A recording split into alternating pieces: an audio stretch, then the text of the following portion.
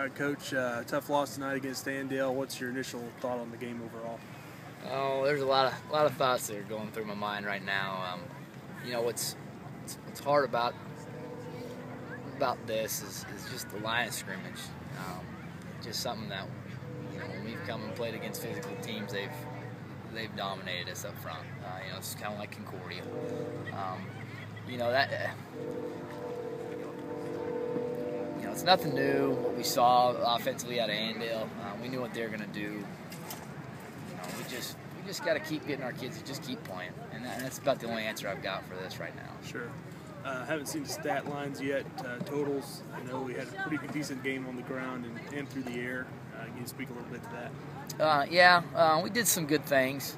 That first drive was a really nice drive. It really was, and I was feeling pretty good. And then whenever we weren't able to run up the middle, that's kind of when things really kind of closed up on us. And so I think we saw tonight again how important being able to run inside between the tackles is, and that just comes down to guys, ball carriers running hard and guys getting off the ball. So. They did seem to respond a little bit better after that fumble, scoop and score down here as opposed to like the Goddard game. Yeah, they did.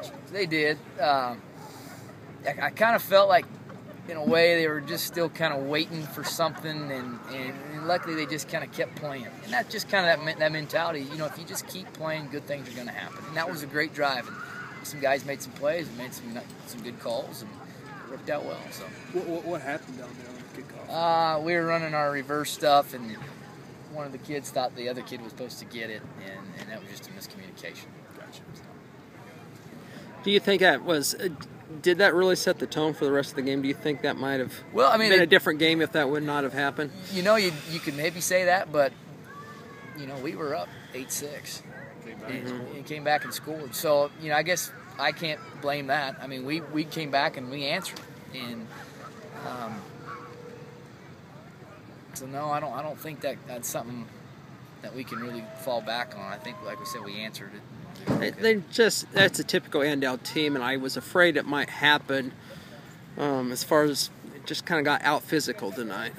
You know, we can't sit there and make excuses. We've got great kids, but you know, their guys are a little bit bigger, a little bit stronger. I mean, I think we were outweighed up front. You know, we're playing with injuries on our defensive line. We're playing some guys that you know, Cody Hills has came in and played defensive line and hasn't played a lot of it, but we needed him. You know, we just need another guy to play in there. We've had to move some guys in, and those kids are playing hard. It's just, you know, that's hurting us a little bit. How about Colin Richenberger?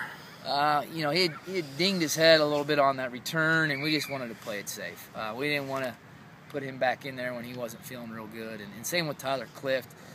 We didn't know for sure what was going on. We want to be safe with those types of things. And you know, as much as it is, we're not by any means, you know, calling it quits, but we got a lot more to play for than tonight, and so I wanted to keep those guys safe. Safety's first. So they seem to be attacking the edges a lot, either by sweeps or by outside passes. Were you guys prepared for that, or did you cover that this week? Yeah, you know, I don't think the way it's kind of been in the past with Coach Buck that I think of any team we've seen Andale more than anybody else. Sure. And it's the same stuff. Kids have got to come up and they've got to be physical. And we didn't get that very much on the edge tonight. We really didn't.